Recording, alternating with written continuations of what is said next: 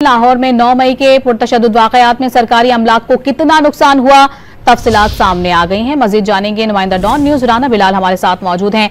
बिलाल, क्या तफसीलात बताएंगे?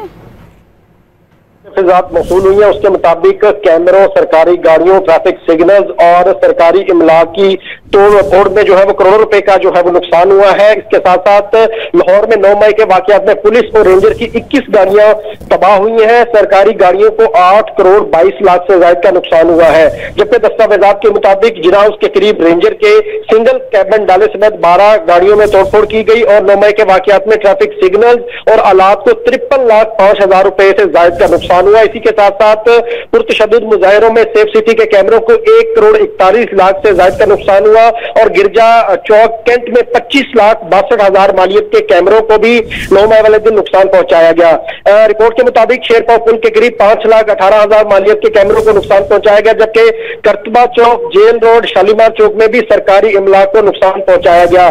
तो ये जो दस्तावेजात है उसके मुताबिक मजमूई तौर पर जो 9 मई के पुरतशद्दुद वाक़यात है इसमें जो सरकारी इमलाक है और सरकार है उसे करोड़ों रुपए का नुकसान हुआ, जबकि दर्जनों गाड़ियां इसमें नजर आतिश भी की गई थी। बहुत शुक्रिया आपका बिलाल।